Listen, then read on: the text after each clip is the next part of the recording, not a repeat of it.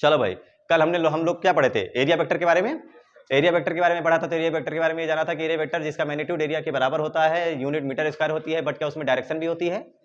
Direction हमेशा कैसी होती है? सरफेस के परपेंडिकुलर, सरफेस के हमेशा लंबवत होती है। ये हो गया एरिया वेक्टर। एरिया वेक्टर लिखने का तरीका क्या था कि हमने लिखा था एरिया वेक्टर जो होता है वो लिखा जाता है एरिया वेक्टर का मैग्नीट्यूड इनटू एन कैप, और ये एन कैप क्या सरफेस के हमेशा कैसी आती है?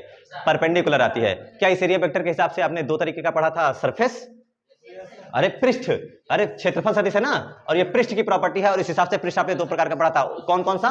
ओपन और क्लोज, खुला पृष्ठ और बंद पृष्ठ। बंद पृष्ठ जो होता है क्या वो क्लोज, यानी जिसे आप कहते हो कैसा, क्या वो 3D सरफेस होता है, और ये वाला 2D। और all 2D objects are known as open surfaces, है ना, और जितने 3D हैं उसे क्या कहते हैं? क्लोज सरफेसेस, जिसे बंद पृष्ठ कहते हैं। लेकिन इन दोनों में डिफरेंस कैसे बताए थे? किसके बेसिस पर?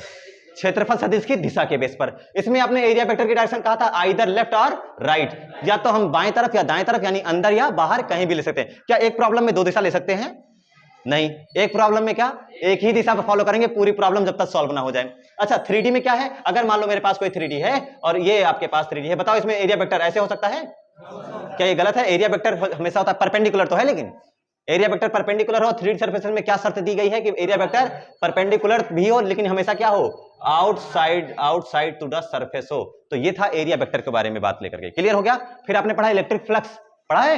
इलेक्ट्रिक फ्लक्स के बारे में हमने क्या पढ़ा कि सर अगर हमने इलेक्ट्रिक फील्ड बढ़ाया तो हमारा फ्लक्स बढ़ा, हमने इलेक्ट्रिक फील्ड के साथ साथ एरिया बढ़ाया तो फ्लक्स बढ़ा, हमने थीटा छेड़ा, थीटा चेंज करा तो क्या फ्लक्स में चेंज आया कि नहीं आया?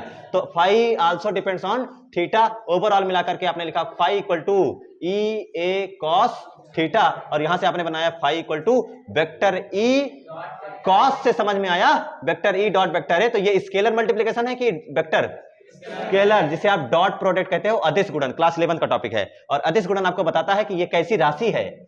अदिश राशि। लेकिन अदिश के साथ साथ ये तीन तरीके की हुई थी, पॉजिटिव भी, निगेटिव भी और जीरो भी। आइए बात करते हैं पॉजिटिव फ्लक्स कब आता है भाई। पॉजिटिव फ्लक्स तो तब आता है जब ई और ए क्या एक ही डायरेक्शन में हो, दोनों एक ही डायरेक्शन में, थीटा इनके बीच में कितना हो? 0 डिग्री, है ना, पॉजिटिव आता है। केवल 0 हो तभी पॉजिटिव आएगा, केवल 0 हो तभी पॉजिटिव आएगा। अच्छा, 45 डिग्री होगा तो cos 45 की वैल्यू 1/√2, 0 से ज्यादा हो 90 से कम हो, 0 से ज्यादा 90 से कम। अरे भाई सोचो, cos जितनी की वैल्यू पॉजिटिव होती होगी उन सबके लिए ये पॉजिटिव होता होगा। अच्छा, निगेटिव कब आता है?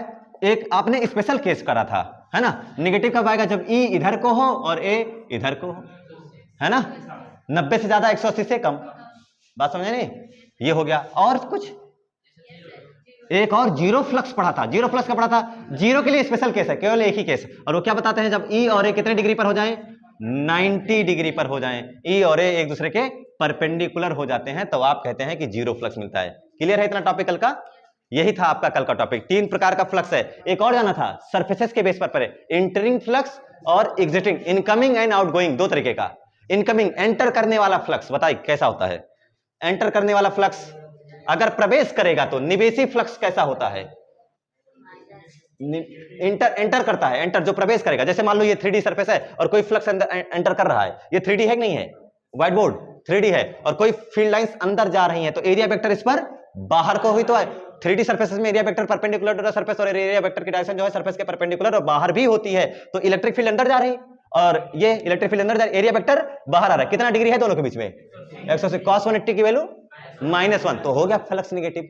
तो एंटरिंग फ्लक्स निगेटिव हो रहा है, और सोचो उस साइड से बाहर भी जाएगा, जाएगा नहीं जाएगा?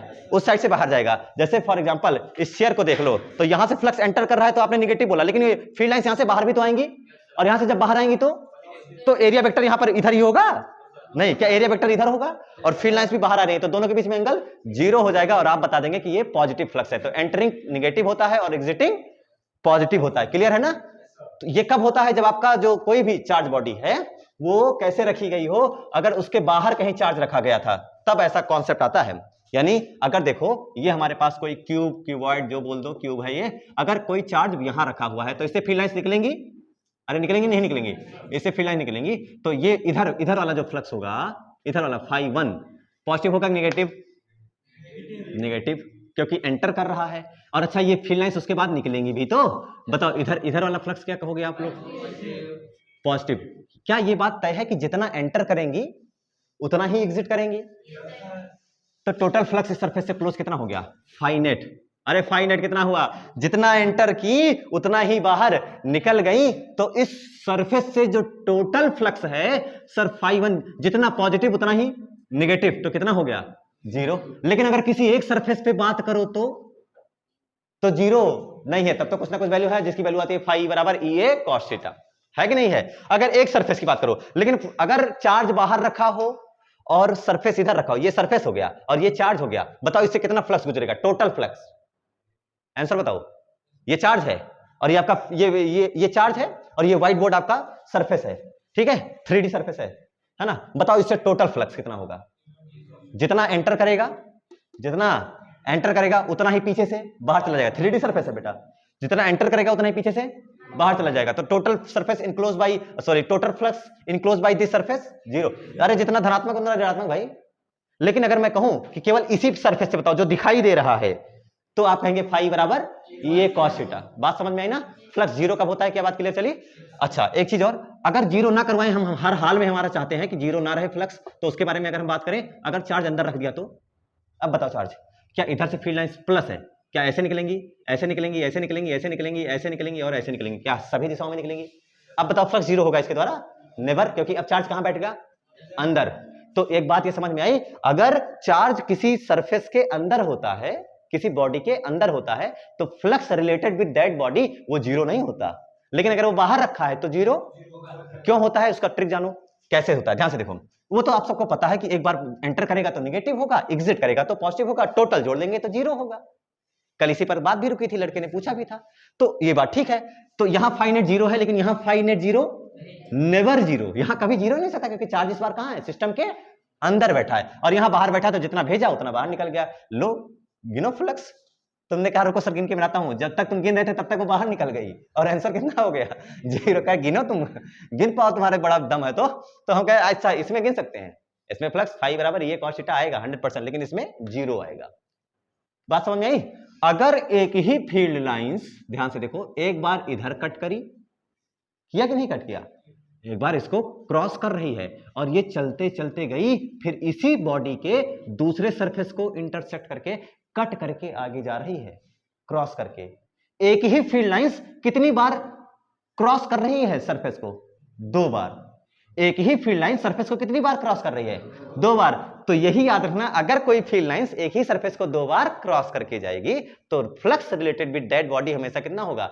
0 होगा, जो कि आपके सामने है। ये फील्ड लाइंस एक बार इसको क्रॉस करी, इस बॉडी के सरफेस को, और एक बार इसको क्रॉस करी, तो इसलिए एक ही फील्ड लाइंस 2 बार सरफेस को काटेगी, तल को, पृष्ठ को 2 बार काटने का काम करेगी। तो आपका फ्लक्स कितना हो जाएगा? हमेशा बिना पेन चलाए देख करके बता सकते हैं, चाहे चार्ज की वैल्यू दी हो, चाहे इलेक्ट्रिक फील्ड की वैल्यू दी हो ना दी हो, और आपके सामने केवल डायग्राम रख दिया जाए और आपसे पूछा जाए बताओ फ्लक्स रिलेटेड विद दिस, तो आपका आंसर कितना होना चाहिए? 0। लेकिन इसके लिए 0 नहीं होगा, इसके लिए होगा EA cos थीटा। कितना होगा? और अगर आपके पास कोई जैसे बॉडी बना दिया गया, ऐसे कोई बना दिया गया, और बताओ यहां पर मैंने कोई चार्ज रख दिया, क्यों? ये तो बताओ अभी भी फ्लक्स कितना बताओगे? EA cos। हमेशा फ्लक्स कितना होगा? EA cos theta. तो अभी हमने EA cos थीटा ही पढ़ा है, तो हम यही बताएंगे EA cos थीटा। यहां पर एरिया वेक्टर की डायरेक्शन कैसे होगी? परपेंडिकुलर होगी, ऐसे होगी, ऐसे होगी। अच्छा यहां पर ऐसे होगी, क्यों? यहां पे तो ऐसे है, ये सरफेस के लंबवत, तो यहां पर ऐसे होगी। तो एरिया वेक्टर का डायरेक्शन बना लोगे ना, उसमें कोई दिक्कत नहीं होनी चाहिए। तो ये था हमारा एरिया वेक्टर से रिलेटेड कुछ और थोड़ा सा कॉन्सेप्ट। लेकिन हमारे पास रियलिटी में हमारे पास सरफेस कैसे हो सकते हैं? क्या वाकई में इतने ही सिमेट्रिकल होंगे? नहीं हो सकते ना। हो सकता है कि हमारे पास ये देखो, देखो डस्टर को देखो, रुमाल को देखो, ये सरफेस कैसा है? सिमेट्रिकल है कि इस अनसिमेट्रिकल? सममित नहीं है, ये एक समान नहीं है भाई, अलग अलग, इसका जो शेप है अलग है, डिफरेंट है। और अगर इसके अंदर कहीं चार्ज बैठा हो तो, अगर सोचो अगर चार्ज इसके अंदर कहीं बैठा होगा तो क्या हो सकता है? तब तो इसके वजह से EA cos थीटा बता ही नहीं सकते, क्योंकि एरिया ही नहीं निकालना आसान है, एरिया निकालना आसान नहीं है। तो अगर सरफेस हमारा सही से ना हो तो इसके लिए हमें एक व्यापक समीकरण बताया जाता है, एक यूनिवर्सल इक्वेशन पढ़ते हैं हम लोग फ्लक्स के लिए। आइए उसको जानते हैं, फ्लक्स का व्यापक समीकरण। ठीक है, क्या होता है? एक अच्छा खासा समीकरण है, ठीक है, जनरल एक्सप्रेशन फॉर फ्लक्स। देखो क्या होता है, जैसे देखो मान लो मैंने सरफेस बनाया, ये मिटता भी तो नहीं, ऐसे कोई सरफेस बना लिया, ये नहीं चल रहा, सरफेस कोई ऐसे बना लिया हमने, ठीक है, ये समझोगे तो फिर आगे पूरा फिजिक्स समझते चलोगे। और यहां पर एंटर हो रहा है सबसे अच्छा कॉन्सेप्ट, अभी जानोगे वो क्या है कॉन्सेप्ट। मान लो चार्ज यहां रखा है Q, अब बताओ इससे निकलने वाला फ्लक्स ये cos थीटा, क्या बता दिया हमने, ये एरिया निकालना आसान है इसका, नहीं एरिया निकालना इसका आसान नहीं है। फिर हमने क्या किया, कैसे किया, क्या करें, ऐसे करें कि जो इससे आसानी सॉल्व हो जाए। और इलेक्ट्रिक फील्ड कैसी क्वांटिटी है, वैद्युत क्षेत्र की तीव्रता कैसी राशि है, ये वेक्टर क्वांटिटी है। और एरिया वेक्टर वेक्टर है, नाम ही उसमें वेक्टर जुड़ा है, क्षेत्रफल भी सदिश राशि है। तो हर जगह डायरेक्शन, इसका मतलब है यहां इलेक्ट्रिक फील्ड की दिशा ऐसे होगी और एरिया वेक्टर की डायरेक्शन ऐसे होगी कुछ, या दोनों शायद एक ही जैसे ही हो सकते हैं, क्योंकि दोनों कैसे होते हैं, इलेक्ट्रिक फील्ड किसी चार्ज सरफेस के परपेंडिकुलर होता है ना। तो यहां पर एरिया वेक्टर ऐसे होगा, इलेक्ट्रिक फील्ड कैसे होगी पता नहीं, यहां पर इलेक्ट्रिक फील्ड ऐसे होगी, एरिया वेक्टर परपेंडिकुलर होगा, अजीब तरीके का सब कुछ सिस्टम होगा। यहां पर समझना थोड़ा मुश्किल है कि एरिया कैलकुलेट कैसे करें, कैसे जाने इलेक्ट्रिक फील्ड। और इलेक्ट्रिक फील्ड की वैल्यू हर जगह अलग अलग होगी, सोचो यहां से यहां तक की वैल्यू कम होगी, है कि नहीं है, यहां से यहां तक की वैल्यू और यहां से यहां तक की वैल्यू, क्योंकि डिस्टेंस कम है और यहां डिस्टेंस ज्यादा है, तो इसलिए इलेक्ट्रिक फील्ड भी कांस्टेंट नहीं है और एरिया भी कांस्टेंट नहीं है, हर जगह एरिया कम ज्यादा हो रहा है, समस्या ही नहीं आई। एरिया भी बदल रहा है, इस बार कैसा है, अनसिमेट्रिकल सरफेसेस में एरिया भी बदलता है, एरिया भी बदलता है। और क्या बदल रहा है, इलेक्ट्रिक फील्ड भी वेरिएबल है, बदलती है इस ऐसे सरफेसेस में जो सममित नहीं होते हैं। तो इसको सॉल्व करने का क्या तरीका है, कैसे करें हम सबको। और अभी तक आपने क्या फार्मूला पढ़ा, फाई ई बराबर बताओ ई ए कॉस थीटा, उसमें आपका क्या कांस्टेंट रहता था, इलेक्ट्रिक फील्ड 2 न्यूटन पर कूलम दे दी गई, एरिया 4 मीटर स्क्वायर कांस्टेंट था, इस बार दोनों चेंज हो रहा है।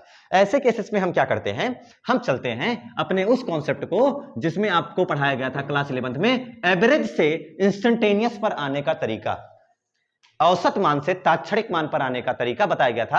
आप limit delta T tends to 0 करते हो, बहुत ही छोटी वैल्यू के लिए जाते हो और उस छोटी वैल्यू के लिए जो डिस्टेंस होती है वो बहुत ही कम होती है और बहुत ही कांस्टेंट करी जा सकती है, उस दौरान स्पीड बहुत कांस्टेंट रख जाती थी। अब ध्यान से देखो, अगर मैं इसके इतना बड़ा इसका सरफेस है, इतना बड़ा इसका सरफेस एरिया है, अगर इस एरिया को बहुत छोटा करें, बहुत छोटा ले, यहां पर बहुत इतना छोटा ले लें, एरिया वेक्टर इतना छोटा ले लें कि इसमें से, अच्छा अगर आपने इतना बड़ा एरिया लिया तो इसमें क्या भर भर के फील्ड लाइंस निकल रही है, बहुत बड़ा एरिया लिया तो बहुत सारी फील्ड लाइंस निकल रही है, अनंत रे निकल रही है ना, अनंत फील्ड लाइंस निकल रही हैं। तो इतना बड़ा एरिया लेने का मतलब यहां पर इलेक्ट्रिक फील्ड कांस्टेंट कभी नहीं हो सकती। अगर कांस्टेंट लेना हो तो एरिया बहुत बड़ा लें, बहुत छोटा लें, बहुत छोटा लें, इतना छोटा लें कि हो सकता है उसमें से केवल एक ही फील्ड लाइंस जाए। अब क्या कांस्टेंट हो जाएगा, नहीं हो जाएगा। तो इसमें जो एस है, अब हम क्या करते हैं, ये जो लिया हमने एरिया, ये क्या लिया हमने, एस लिया कि बहुत छोटा एस लिया, बहुत छोटा एस के लिए डेल्टा एस लगाते हो कि डीएस लगाते हो, डीएस लगाते हो, डिफरेंशिएशन कर देते हैं ना, तो बहुत ही छोटा सा आपने क्या लिया, डीएस लिया और परपेंडिकुलर टू द सरफेस लिया। क्या बात समझ में आई, समझ आई ना, ये हो गया। और यहां पर इलेक्ट्रिक फील्ड जैसे भी होगी ऐसे निकल रही है, मान लो यहां पर रख देते हैं ऐसे कुछ, इलेक्ट्रिक फील्ड ऐसे निकल रही होगी, ऐसे निकल रही होगी, तो इनके बीच में एंगल कितना है, थीटा, ये हो गया ई। और मान लेते हैं यहां पर इलेक्ट्रिक फील्ड हमने इतना छोटा, ये भी वेक्टर है और ये भी वेक्टर है, दोनों के बीच में कितना डिग्री एंगल है, थीटा, इलेक्ट्रिक फील्ड और ये। अच्छा ध्यान से देखो, ये तो आपने छोटा सा एक सरफेस काटा और उससे निकलने वाला फ्लक्स, अब बता सकते हो नहीं बता सकते हो, ई डीएस कॉस थीटा। अगर दोनों एक ही डायरेक्शन में हो जाएंगे तो कॉस थीटा की वैल्यू 0 हो जाएगी, ई डीएस ही आ जाएगा। तो इस हिसाब से हमने इसमें तोड़ा। अच्छा ये केवल इतने छोटे से जगह का बताया, यहां का भी तो बता सकते थे ऐसे ही करके, तो ये E1 DS1 कर दो, ये छोटा सा आपने तोड़ा उतना ही DS2 में, और ये इलेक्ट्रिक फील्ड चली गई कितना, E2, ये हो गया। ऐसे ही यहां पर तोड़ो, ऐसे ही सब जगह तोड़ते जाओ, ऐसे तोड़ो, ऐसे तोड़ते पूरा 0 से शुरू करो और पूरा तोड़ते सब तोड़ दो। और क्या तोड़ने के बाद सब क्या कर लेते हैं हम लोग, तोड़ने के बाद जोड़ते हैं। तोड़ने के लिए कौन काम आया, डिफरेंशिएशन, अवकलन काम आया। जोड़ने के लिए कौन काम आएगा, इंटीग्रेशन, समाकलन। और क्या समाकलन लगा के जोड़ देते हैं, और समाकलन लगा के लिमिट लगा के जोड़ देते हैं। तो इसका मतलब है इलेक्ट्रिक फ्लक्स अगर निकालना हो अनसिमेट्रिकल बॉडीज से, ऐसे ही हमें डिफरेंट बॉडीज से निकालना हो जिसका हमें इलेक्ट्रिक फील्ड कांस्टेंट ना हो और एरिया कांस्टेंट ना हो, तो उसके लिए हम क्या करते हैं, उन सब के लिए दूसरा तरीका लगाते हैं। और ये तरीका बहुत काम आता है, और उसको क्या कहा गया है, ध्यान से देखो, हम फ्लक्स निकालते हैं फाई नेट जो होगा। अच्छा जो फाई नेट होगा बेटा, वो फाई 1 होगा कि नहीं होगा, पहले बताओ, अरे होगा कि नहीं होगा, प्लस फाई 2 होगा कि नहीं होगा, होगा, प्लस फाई 3 होगा कि नहीं होगा, प्लस, ऐसे क्या बढ़ते बढ़ते चले जाएंगे जहां तक करना होगा, फाई एन तक पूरा करके, और पूरा क्या कंप्लीट हो जाएगा, ये हो गया फाई। अब फाई 1 जो होगा, सोचो फाई 1 जो होगा क्या होगा, vector E1, vector E1 dot, dot क्यों लगाएं, ऐसा लिखते हैं ना, डायरेक्ट लिखते हैं E1 ds1 cos theta plus, ऐसे थीटा भी अलग अलग हो सकता है बट थीटा हम एक ही रख के चलते हैं, E2 ds2 cos थीटा, ऐसे बढ़ता चला जाएगा। एक चीज ध्यान से देखो, ds बहुत बड़ा लिया है बहुत छोटा, बहुत छोटा, और हर सबके लिए सेम ही होगा, सबके लिए ds सेम ही रखोगे, अलग अलग ds नहीं रखोगे कि इसका ds की वैल्यू अलग, इसकी ds की वैल्यू, क्योंकि ds उतना छोटा ले रहे हैं जिसके लिए इलेक्ट्रिक फील्ड क्या हो जा रही है, कांस्टेंट। तो ये ds2 जो है वो ds होगा, ये ds1 भी क्या ds ही होगा, और ये E1 और E2 भी सब सेम हो जाएंगे क्योंकि क्षेत्रफल बहुत छोटा है, उसमें से एक ही फील्ड लाइंस गुजर रही है। तो दोनों को क्या बना दिया, सबको क्या बना दिया, कांस्टेंट। तो आपको नहीं लग रहा ये सब आपस में क्या हो जाएंगे, जुड़ जाएंगे, बराबर तो होंगे बट बाद में क्या हो जाएगा, जुड़ जाएंगे। और जुड़ने के लिए जो फाई नेट आएगा वो हो जाएगा sigma E D S 1 cos theta, sigma E D S cos theta, और उसके लिए आप लगा देते हैं, इनको जोड़ा आपने, इनको क्या किया, जोड़ा, और इस जोड़ने के लिए आप लगा देते हैं सिग्मा के बजाय समाकलन, इंटीग्रेशन लगा देते हैं, और क्या लिखते हैं, E D S cos theta, ऐसे लिख दिया गया। और कौन सा समाकलन, कौन सा समाकलन, हमने आयतन समाकलन निकाला है कि पृष्ठ समाकलन, सरफेस इंटीग्रल लिया है कि वॉल्यूम इंटीग्रल, कैसा समाकलन किया है आपने, इंटीग्रेशन हो रहा है डीएस का, सर एरिया का इंटीग्रेशन ले रहे हैं हम लोग, इसलिए ये कैसा समाकलन है, एरियल इंटीग्रल या सरफेस इंटीग्रल बोलते हैं। एस लिख दो या फिर आप क्या लिख दो, ए लिख दो, मैंने फिलहाल एस लिखा है, कल हमने क्या लिखा था, ए लिखा था क्या, तो यहां पर आप चाहो तो क्या लिख सकते हो, ए लिख सकते हो, और ये हो गया आपका कौन सा समाकलन, एरियल इंटीग्रल। तो ये हो गया आपका net flux from a close body या केनी बॉडी, किसी भी बॉडी से अगर आपको फ्लक्स बताना हो तो ये है general equation for flux, heading पड़ेगी general equation for flux, flux का व्यापक समीकरण, फ्लक्स का व्यापक समीकरण,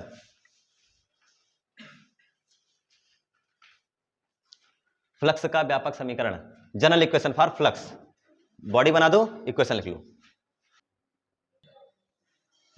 देखो फ्लक्स की जो अनदर डेफिनेशन हो सकती है, समझ लें एक बार दोबारा, किसी पृष्ठ से जो कुल वैद्युत फ्लक्स होता है, किसी पृष्ठ से वैद्युत कुल जो फ्लक्स होगा, यहां पर कुल लिख लें, बद्ध कुल वैद्युत फ्लक्स, टोटल फाई नेट, कुल वैद्युत फ्लक्स जो है उस पृष्ठ से गुजरने वाले, पृष्ठ से गुजरने वाले वैद्युत क्षेत्र का, पृष्ठ से गुजरने वाले वैद्युत क्षेत्र का पृष्ठीय समाकलन या क्षेत्रीय समाकलन के बराबर होता है। यहां एस लिखा मिल सकता है, यहां भी एस लिखा मिल सकता है, वो सरफेस को बताता है, एरिया को बताता है, बात एक ही है। इंग्लिश वाले आप लोग लिख लीजिए, the net flux enclosed bye a surface is, the net flux enclosed bye a surface is, any surface is,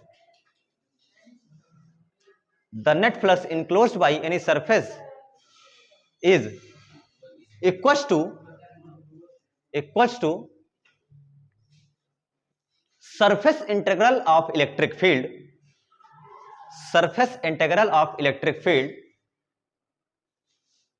surface integral of electric field passing from that surface या passing through that surface, electric field passing through that surface. Definition समझ में आई, ठीक है। कल का flux और आज का फ्लक्स जमीन आसमान का अंतर है, वो कल का फ्लक्स सबके किसके किसके लिए था, कांस्टेंट के लिए था, आज वाला फ्लक्स बदलने वाले के लिए है, वेरिएबल्स वाले के लिए है, और आपके लिए ज्यादा काम यही आएगा, ठीक है। इस चीज को अच्छे से ध्यान रखिएगा। सब लोग लिख लिए डेफिनेशन, चलें अगले टॉपिक पर, कुछ न्यूमेरिकल्स हो जाए, चलिए ये कुछ न्यूमेरिकल्स हो जाए जिससे हमारा दिमाग और तेजी से काम करने लग जाए। पहले ये मिटा देते हैं, उसके बाद हम आगे लेकर के चलते हैं, ठीक है।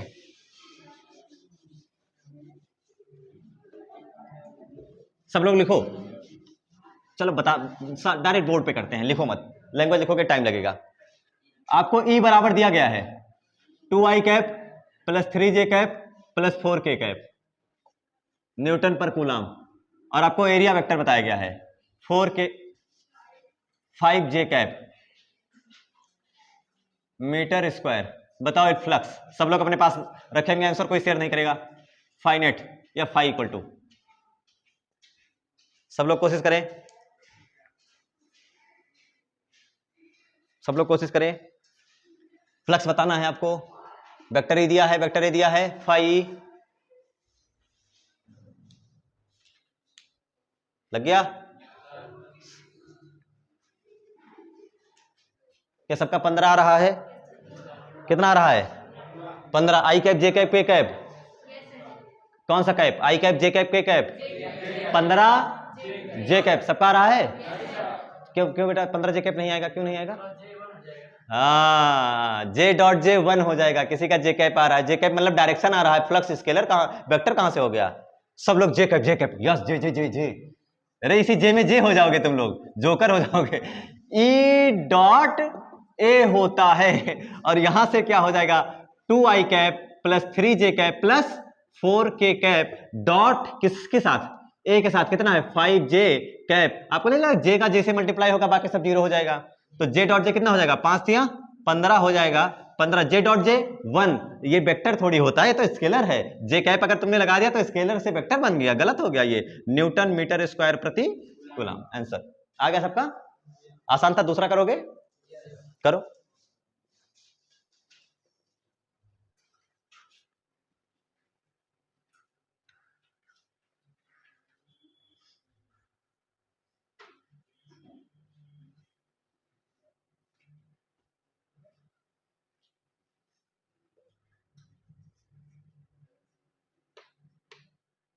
ठीक है, लो।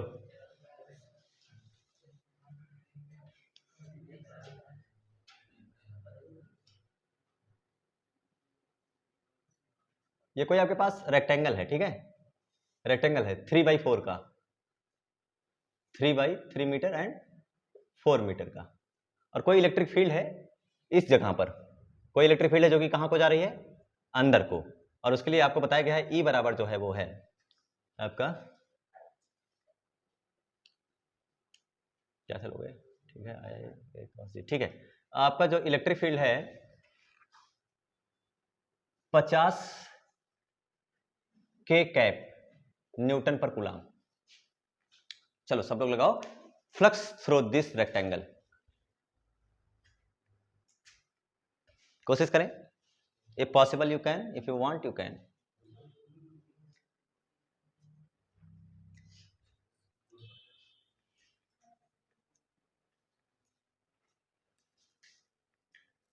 कोशिश करें, सॉल्व करें, if you want you can.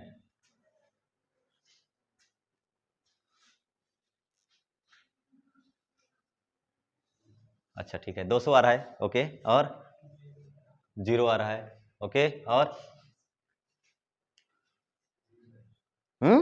0 आएगा? चेंज हो गया? कैसे 0 आएगा? सोच लो, अभी सोच लो, अभी सॉल्व कर लो सब लोग, दिमाग लगाओ। 3 metre 4 metre 3 metre 4 metre, this is your origin.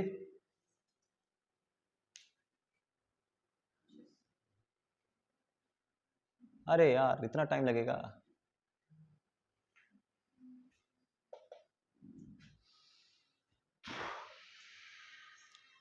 क्या पहले हमें एरिया पता करना पड़ेगा? इलेक्ट्रिक फील्ड तो पता है ना, कितना है? 50 के कैप, 600 आएगा। चलो और देखते हैं, ठीक है। अब सब लोग होल्ड योर पेन, क्योंकि बहुत सारे बच्चे कंफ्यूज है कि इसको शुरू कैसे करें, उनको शुरू ही नहीं करना आ रहा है। तो क्या तरीका है? सबसे पहले आपके पास 5 फार्मूला है, नहीं है? अच्छा, सारी चीजें कांस्टेंट है नहीं है? 50 न्यूटन पर कूलम ये भी कांस्टेंट है, क्योंकि 50 एग्जैक्ट वैल्यू दी गई है, और 3 और 4 एरिया भी कांस्टेंट रहने वाला है। तो हमें ई ए कॉस थीटा के बारे में भी बात कर लेंगे अभी, लेकिन पहले बताओ ई और ए। ई पता है 50 के कैप, ठीक है, 50 कॉस थीटा हटाओ बेटा, के कैप दिया है ना, 50 के कैप डॉट एरिया। एरिया पता नहीं, एरिया क्या होता है? लेंथ इंटू विथ, ये तो होता है ना। तो एरिया कैसे निकालोगे भाई? इसका एरिया निकालने के लिए क्या करोगे? इसका एरिया कैसे निकालोगे? 3i कैप है कि नहीं है, पहले बताओ। 3i कैप, और साथ ही साथ 4j कैप है कि नहीं? जे कैप है। i क्रॉस j करोगे तो कितना आएगा? i क्रॉस j करोगे तो कितना आएगा? k आएगा। अरे समझ नहीं आया तुमको यार? i क्रॉस j करोगे तो कितना आएगा? k आएगा। तो आपका जो एरिया होगा इस बार 3i क्रॉस 4j। अरे समझ आया तुमको एरिया? एरिया समझ आया? अरे बड़ा बड़ा बना दूं, बड़ा बड़ा लिख दूं? बड़ा बड़ा लिखिए, समझ नहीं आ रहा। Vector E dot vector A, E की वैल्यू कितनी है? 50 के कैप डॉट एरिया, सर लंबाई गुणे चौड़ाई, लेंथ इंटू विथ, अच्छा एरिया कैसा है, स्केलर की वेक्टर? अरे स्केलर बोल दिया, देखो देखो वेक्टर लगाया हूं मैंने। एरिया कैसा है? तो क्रॉस मल्टीप्लीकेशन की डॉट मल्टीप्लीकेशन? Cross multiplication. तो क्रॉस मल्टीप्लीकेशन में आप क्या करोगे, 3 cap cross 4j cap. What is i cross j? k। 1 नहीं, i क्रॉस j कितना होता है, k होता है। तो 50 k कैप डॉट 3 चौके 12 k cap, k cap dot k cap, k dot k 1। तो 50 12 पंचे 60, क्या 600 न्यूटन पर कूलाम आया? 600 वोल्ट मीटर। मजा आया सवाल में? एक और ऐसा ही आओ देखते हैं भाई, लगाओ तुम लोग, लगा लोगे यार। चलो उतारो उधर वाला तब तक।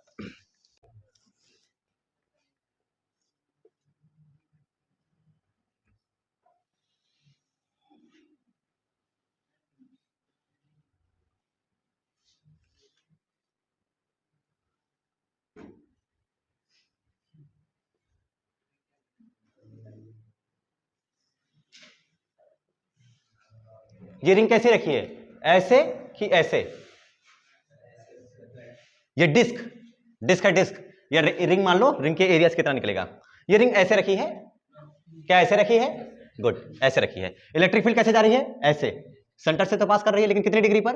रेडियस का 37 डिग्री पर। चलो शुरू कर दो। डिस्क का एरिया, सर्कुलर एरिया क्या हो जाएगा, surface area pi R square. Area पता चल गया, शुरू करो। इधर देखो सब लोग, मैं जानता हूं थोड़ा मुश्किल था ये, क्योंकि आपके लिए अलग ही तरीके का है। इलेक्ट्रिक फील्ड अलग दिया है, बट एंगल तो दिया है ना। सबसे पहले इसका एरिया निकालो।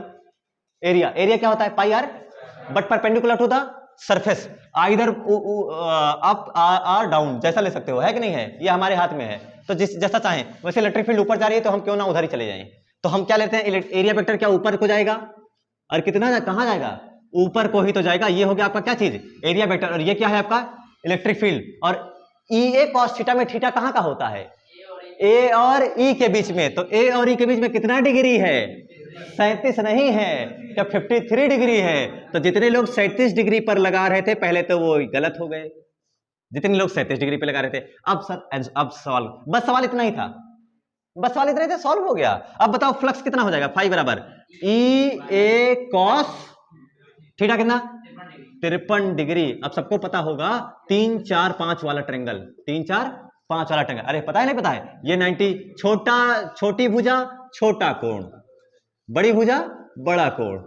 अब आपको यहां से बताना है cos 53 की वैल्यू। चलो अभी लिखते समय, फाई ई, क्या ई तो ई ही है, ए क्या पाई आर स्क्वायर है, cos 53 आधार बटे कर्ण, बेस अपॉन हाइपोटेन्यूज। बताओ बेस कितना है, क्या 3 है, और हाइपोटेन्यूज क्या 5 है। तो 3/5 आंसर आ गया 3/5 पाई आर स्क्वायर ई। जैसा लिखना चाहो आपकी मर्जी, ये आप पे डिपेंड करता है, वोल्ट मीटर। ठीक है आंसर। एक और दें, रेडी हैं? नहीं रेडी? चलो इधर बनाते हैं, तब तक उतारते रहो। इसके बाद फ्लक्स पे न्यूमेरिकल्स खत्म, ये आखिरी न्यूमेरिकल कराने जा रहा हूं। उसके बाद अपने आप से करते रहना, बाकी ग्रुप में जाता रहेगा। कल ग्रुप में 3 न्यूमेरिकल भेजे गए थे, है ना? सॉल्व कर पाए थे? 3 न्यूमेरिकल भेजे गए थे यार। एक तो चार्ज की पॉसिबिलिटी दे दी गई थी कि 5.6 × 10⁻19 कूलाम चार्ज पॉसिबल है नहीं, तो उसमें नहीं पॉसिबल था। दूसरा आपको आया था कि 1 कूलाम और प्लस 16 कूलाम एक दूसरे से कुछ दूरी पर रखें, 1 मीटर की दूरी पर रखें, तो आपको ये बताना था कि कहां पर तीव्रता शून्य होगी। और तीसरा था आपको 2 चार्ज का सिस्टम था, और तीसरे पर कहीं पर पॉइंट बी पर आपको electric field intensity find out करनी थी। वो वाला सब लोग कोशिश करना, ठीक है? तीसरा नहीं देखा तुमने। ग्रुप में एक्टिव रहें, जागते रहें। ग्रुप इसीलिए बना है ताकि आप लोग सीखते रहें, घर पे भी जाकर के, वहां भी हम आपका पीछा नहीं छोड़ेंगे। हो गया? अगला दिया जाए, चलो ये वाला करो, सेम ऐसा है, ये है। इस बार रिंग कैसे रखी है, ऐसे, क्या ऐसे? हाँ, इस बार सर्कुलर डिस्क ऐसे रखी है, एकदम बढ़िया। और ये है सेंटर, और ये जा रही फील्ड लाइंस, ये है आर, ये बन गया 37 डिग्री, ये ई और ये आर। चलो बताओ फ्लक्स। अरे यार, अरे ये ऐसे जा रही भाई, तिरछी जा रही है, जैसे जैसे उतर जा रही थी वैसे ही जा रही है। दिमाग लगाओ और आंसर अपने पास रखना। अरे भाई रिंग ऐसे रखी है, अब अभी मैं बता दूंगा तो तुम आंसर बता दोगे तुम लोग। खुद से सोचो थोड़ी देर, 1 मिनट अपने आप से सोचो। इस बार रिंग ऐसे रखी थी ना, तो फील्ड लाइंस ऐसे जा रही थी, अभी भी ऐसे ही जा रही हैं। बट रिंग ऐसे रख दी गई है। चुप रहे, चिल्ला दी। कितना है फ्लक्स? जीरो कैसे हो जाएगा? यही तो आंसर होगा। ई है, ए पाई आर स्क्वायर होगा, और ये देखो कितना होगा, कितना होगा? अरे बेटा तुम लोगों ने इसको देख लिया ना, तुमने, वो नकल हो गई, नहीं तो तुम बता ना पाते। अरे खुद ही सोचो, खुद ही। इसके पहले ध्यान से देखो, टैबलेट है भाई ये लेनोवो का, इधर देखो, ऐसे रखी थी इससे पहले कॉइल, जो भी डिस्क थी, और फील्ड लाइंस ऐसे जा रही थी, तब तो कुछ ना कुछ क्रॉस हो रहा था ना, इस सरफेस से कुछ ना कुछ फील्ड लाइंस क्रॉस कर रही थी, तब आपने आंसर दिया 3/5 पाई आर स्क्वायर ई। लेकिन इस वाले केस में ऐसे नहीं है, फील्ड लाइंस तो ऐसे ही है, लेकिन ऐसे ना रख करके कैसे कर दिया, ऐसे कर दिया। अब ऐसे करने पर फील्ड लाइंस ऐसे, क्या इस सरफेस को कट कर रही है कोई? आंसर जीरो है। आंसर कितना है? जीरो। अरे वैसे ना समझ में आए तो सर हमें ऐसे समझ में नहीं आया, एरिया वेक्टर से बताइए। सोचो क्या रिंग ऐसे रखी है, एरिया वेक्टर कहां को आ रहा है? बाहर को। एरिया वेक्टर ये है, बताओ एरिया वेक्टर और इसके बीच में एंगल कितना है?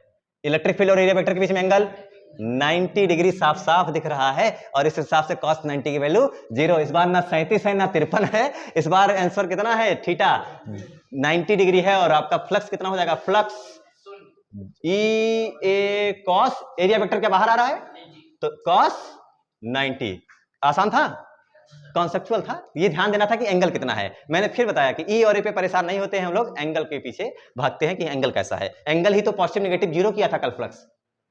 कल का जो फ्लक्स है वो पॉजिटिव नेगेटिव जीरो किसके बेसिस पर हुआ था? थीटा के बेसिस पर हुआ था, ना कि ई और ए के बेसिस पर। ठीक है, हाँ, ई के और ए के बेसिस पर थीटा भी चेंज हो जाता है। क्लियर हुआ इतना सबको? कोई दिक्कत यहां तक? दिक्कत होगी तो फिर दोबारा रिवीजन कर लेना। ठीक है, आओ चलते हैं हम आगे की दुनिया में थोड़ा सा एक कदम और फ्लक्स निकालने की ओर थोड़ा सा बढ़ते हैं, और उसमें देखते हैं हमारे पास एक स्फीयर है। स्फीयर का मतलब एक गोला। क्या चीज? गोला। हमारे पास एक गोला है, और इस गोले के सेंटर पे मैंने प्लस क्यू चार्ज रखा है। रेडियस है इसका आर। रेडियस कितना है इसका? अब आपको बताना है इससे निकलने वाला फ्लक्स कितना होगा। फाई नेट बराबर क्वेश्चन मार्क। कोशिश करें। अरे जीरो बता रहा है। अरे गोला स्फीयर 3D है, उसके केंद्र पे जाकर के, वृत्त नहीं है ये, उसके केंद्र पे जाकर के कोई चार्ज रखा हुआ है। क्यू अपॉन, हाँ, इतना सही कैसे हो सकता है? सही है बेटा, तो मैंने कुछ कहा थोड़ी, सही है। लेकिन ये जो आपने बताया है ये वैलिड नहीं मानूंगा मैं, मुझे लगा के दिखाओ। आओ रुको, अभी आपने थोड़ी देर पहले पढ़ा था जनरल इक्वेशन फॉर फ्लक्स। क्या पढ़ा था? सर फाई नेट किसी भी सरफेस से बताते हैं, सरफेस इंटीग्रल ले लेते हैं ई डॉट डीएस का। अरे याद है तुमको कि नहीं याद है? यही तो किया ना, ई डॉट डीएस। आप इलेक्ट्रिक फील्ड का सरफेस इंटीग्रल ले लेते हैं और आप बता देते हैं। तो वैसा ही काम क्यों ना किया जाए, करा जाए ना, वैसा काम क्यों ना किया जाए। अच्छा ध्यान से देखो, ये कैसा चार्ज है बेटा? बड़ा गोला चार्ज है या हैवी चार्ज है कि पॉइंट चार्ज है? पॉइंट चार्ज है। और पॉइंट चार्ज के कारण यहाँ पे इलेक्ट्रिक फील्ड कितनी है? यहाँ पे इलेक्ट्रिक फील्ड कितनी है सब लोग बताओ। सर E इक्वल टू है के क्यू अपान आर स्क्वायर। और क्या इलेक्ट्रिक फील्ड परपेंडिकुलर भी होगी? बोलो, ये तो हो गया इलेक्ट्रिक फील्ड। और एरिया वेक्टर कैसे होगा? क्या ऐसे ही होगा, perpendicular to the surface passing from centre, है कि नहीं है? तो यहाँ एरिया वेक्टर भी ऐसे ही होगा। बोलो E और A के बीच में एंगल जीरो। तो ये जो आप फाई नेट ई नेट लिखने चल रहे हैं, सरफेस इंटीग्रल ई ही रहेगा, डीएस ही रहेगा, कॉस थीटा बोलो जीरो। अरे समझ नहीं आ रहा तुम्हें? थीटा कितना है? जीरो है। ई की वैल्यू बोलो सब लोग, फाई नेट बराबर ई की वैल्यू बोलो, सरफेस इंटीग्रल के Q upon are square into DS cos zero की वैल्यू 1। कौन सी चीज, किसका समाकलन होगा? के क्यू अपान आर स्क्वायर का होगा। क्या जिसका अवकलन होता है, डिफरेंशिएशन जिसका होता है, उसी का क्या होता है? समाकलन। तो क्या ये सांप इस पे चिपकेगा? तो फाई नेट बराबर क्या लिखोगे? फाई नेट बराबर सर के क्यू स्क्वायर भगा दो, भगा दिया, बोलो भगा दो। रुको ठीक है, एस और क्या हो जाएगा? डीएस। अरे समझ आए? के क्यू के क्यू अपन आर स्क्वायर भगा दिया। अब आगे देखो ध्यान से, सोचो ds तोड़ा थोड़ा सा, ds तोड़ो, तोड़ते जाओ तोड़ते जाओ तोड़ते जाओ, और इसे तोड़ते रहो तोड़ते रहो तोड़ते रहो, और तोड़ने के बाद सब जोड़ दो, और टोटल जोड़ोगे तो क्या टोटल सरफेस एरिया आएगा कि नहीं आएगा? इंटीग्रेशन ds के total surface area of sphere है, पूरे गोले का पृष्ठीय क्षेत्रफल है कि नहीं है? गोले का पृष्ठीय क्षेत्रफल सरफेस एरिया ऑफ स्फीयर कितना होता है? अरे सब लोग बताएं, गोले का पृष्ठीय क्षेत्रफल कितना होता है? 4 पाई आर। अरे तुम्हें समझ नहीं आ रहा? 4 पाई आर स्क्वायर। सर इसमें 4 पाई, मुझे के में 4 पाई नहीं होता है क्या? तो चेंज ना कर दें, तो के की जगह पर लिख दें 1/4 pi epsilon naught into q upon are square. Sir r square शहीद, 4 पाई सही, क्या बचा? Pi net equal to q upon epsilon naught आ गया। तो अगर कोई गोले के अंदर अगर चार्ज रखा होता है तो फ्लक्स उस गोले से निकलने वाला कितना होता है? Q upon epsilon not. Q अंदर का कि बाहर का? अंदर का, क्योंकि आपने कहां रखा है? अंदर। सोचो अगर मैं बाहर रख दूं और आपसे पूछूं तो क्या ये करोगे या आंसर दोगे डायरेक्ट? 0। अरे बेटा अगर चार्ज बाहर रख दूं मैं, और मैं बताओ total surface, total plus close by the surface, answer कितना? 0, क्योंकि एंटरिंग प्लस एग्जिटिंग 0 कर देगा, लेकिन एक सरफेस पे 0 नहीं होता है। क्या बात समझ में आ रही है? तो अगर ये चार्ज बाहर रखा हो तो बढ़िया ऐसे हाथ बांधो 0, अब खसक लो। लेकिन अगर उसको मैं अंदर रख देता हूं तो क्या ये सब करना पड़ेगा? और क्या इसका जो अभी पढ़ा, क्या उसका भी यूज आ गया? न्यूमेरिकल आपके दोनों केसेस पर हो गए। एक नॉर्मल इक्वेशन जो आपने पढ़ी है ई cos थीटा, और दूसरा क्या हो गया? ई DA cos थीटा। एस की जगह पर ए लिख सकते हो, इट्स योर चॉइस। क्लियर है सबको? ये हो गया न्यूमेरिकल। अब आपका बचता है ये, एक सेकेंड, ये जानते हो ये किसकी झलक है? थोड़ा सा ये झलक है गॉस थ्योरम का। थोड़ा सा गॉस थ्योरम को हमें बताती है ये। और अब हमारा जो अगला टॉपिक होगा Gauss theorem, but before studying about Gauss theorem we will discuss about solid angle, and this is our tomorrow's topic. Okay, thank you बेटा। न्यूटन मीटर स्क्वायर पर कूलाम, ये सबको आंसर याद होना चाहिए, मतलब unit and volt into metre. चलिए आज के लिए इतना ही।